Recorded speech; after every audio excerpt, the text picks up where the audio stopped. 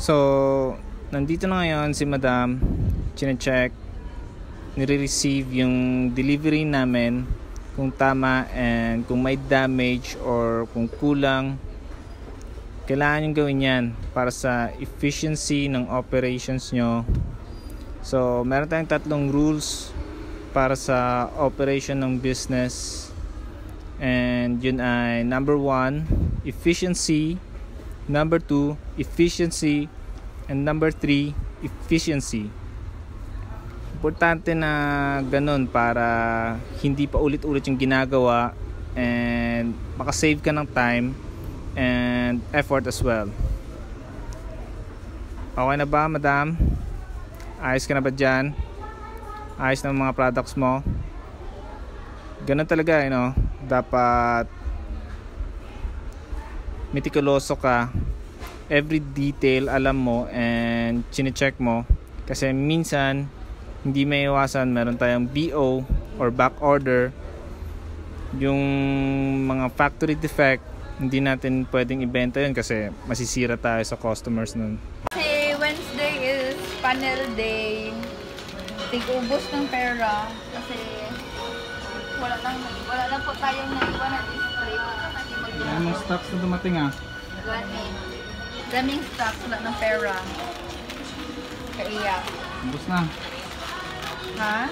Ubus na. Ubus naman. Tanawa ba doon ang pakita mo na rin nga wala din sa stock ko. Pero hindi ka sa sister. Ito pala guys, mga binibenta namin. Punta kayo dito.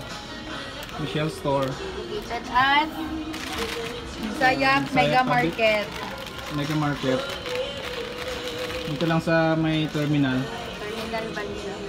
Dito sa entrance ng food court. Diyan yung food court. Dapat galabas kaya hindi ko turo-turo. Hamada.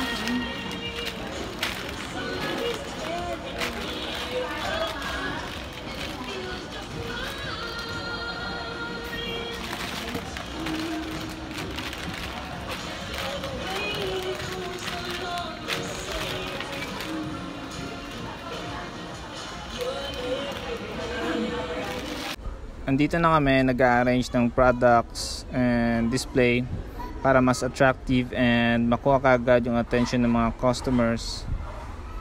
Product placement nga kung tawagin. Ang galing talaga ni Madam. Ang daming ideas, patok sa masa. Tignan nyo naman, di ba? Yung result ng hard work and diskarte niya. As you can see, pulidong pulido and well planned. Pero marami pang improvements na gagawin. We're still learning. Samahan nyo pa kami sa mga journey namin and adventures. Sabay-sabay tayong matuto. Thanks for watching.